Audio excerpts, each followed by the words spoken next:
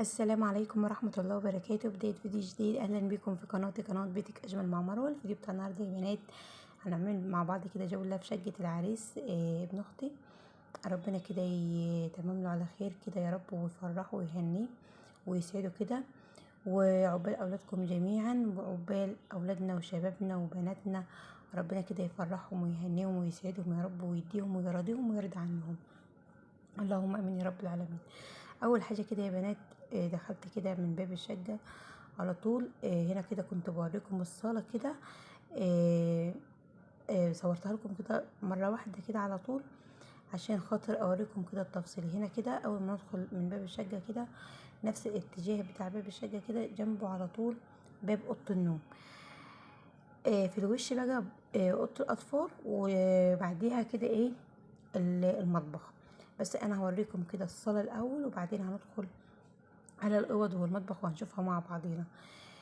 طبعا هم حاطين ركنه وفرشه السجاده ديت بنفس لون الركنه. هي الركنه لونها نبيتي في رصاصي.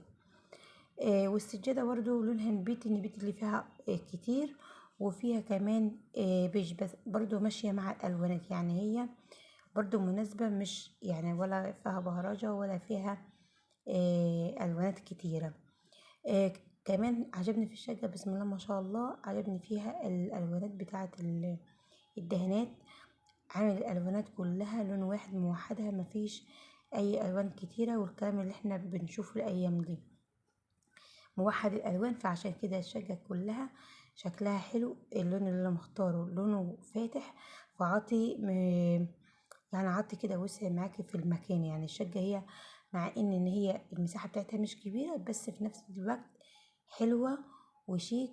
والاختيار بتاع الفرش والدهانات والسيراميك بسم الله ما شاء الله اختيار ما شاء الله حلو. كمان السقف عامله جبسون بورد، بس عامله حاجات برضو بسيطة، يعني مش عامل حاجات كتيرة كده شكلها مش حلو، لا عامل في كل أوضة حاجة كده بسيطة كده وشكلها شيك معانا. بصي يا بنات، هي اوضه النوم بتاعه الاطفال عامل فيها سرير، وعامل فيها دولاب ضرفتين، وحاطين فيها كده المنشر، وكمان اللهم صل على حضرة النبي، البتاع دي الترابيزه بتاعه المكوى. كمان اوضه الاطفال ديت هو كان عامل سريرين بس، اللجا المساحه بتاعه اوضه النوم هتكون مخنوقه، تكون صغيره، يعني ما فيهاش مجال ان الواحد مثلا يدخل ويطلع كده بين السراير. فبصراحة خلى سرير واحد واستغنى عن السرير التاني. هنا هندخل كده على باب اوضه النوم. كنت بوريكم كده باب اوضه النوم جنب باب الشقة كده على طول. بصوا اوضه النوم بقى ديت حاجة تانية، يعني حاجة تانية مختلفة خالص. احنا اول ما دخلنا اوضه النوم كده، بصوا السجاد برضو مختارة حلو، لون مناسب. حتى كمان في كل اوضه من الاوض حتى فيها باسكت، باسكت الزبالة، بس عامل يعني الباسكت اللي هو الصغير. كمان الباسكت يعني مقفول، مش اللي هو المفتوح. هنا كنت بوريكم اول حاجة كده في اوضة النوم، كنت بوريكم كمان التسريحة، واللي حاطة طبعا زي ما احنا عارفين الميك اب، والحاجات اللي هي الفرش بتاع الشعر والحاجات دي كلها. بوريكم كده بالتفصيل. حاطين كمان في الاوض، حاطين في كل اوضة حاطين مروحة، اللي هي مروح الحائط. كمان التسريحة برضو عجبتني بصراحة. هي اوضة النوم بسم الله ما شاء الله حلوة، تصميمها حلو، اللون بتاعها حلو. الستاير اللي هي عاملاها برضو في اوضة النوم بسم الله ما شاء الله جميلة. عاملة الستاير اللي هي الشيفون من تحت، وعاملة اللي هي الطبقة التانية اللي هي التقيلة كده من فوق يعني او من بره.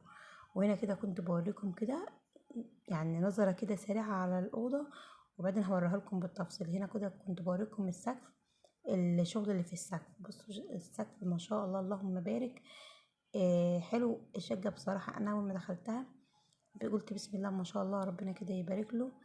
بصراحة عجبتني، رغم ان الشقة بتاعته مساحتها مش كبيرة، بس الاختيار بتاع الفرش وبتاع الدهانات والبلاط ظبط معايا بصراحة.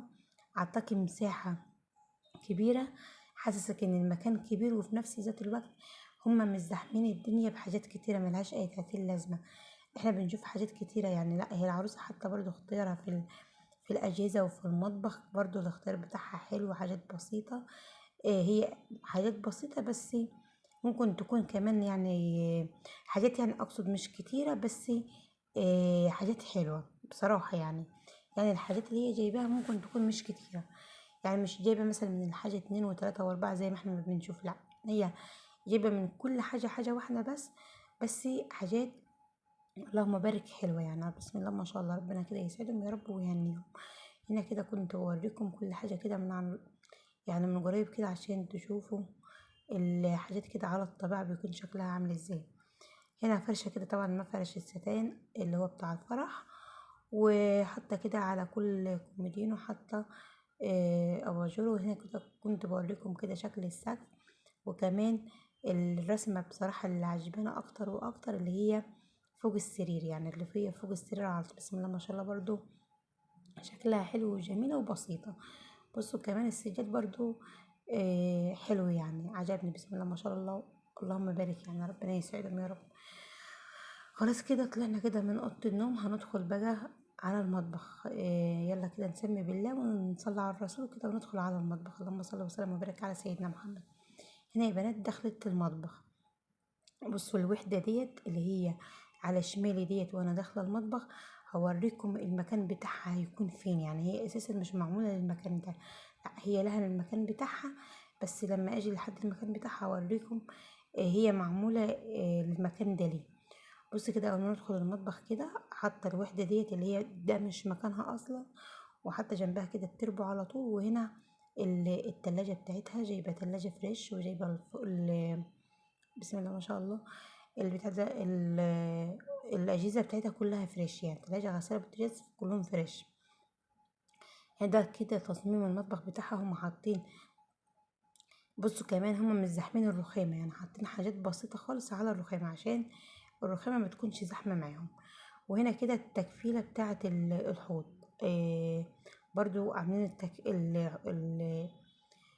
الحوض كله رخام، وعاملين له كمان ظرف، يعني عاملين له ظرف كده من نفس نوع المطبخ اللي هو خشب، يعني هو المطبخ دوت اصلا خشب، بس تشوفيه انا لما دخلت انا هفتكره بصراحه اللي هو الموتيلا، راح قالوا لي اللي ده خشب.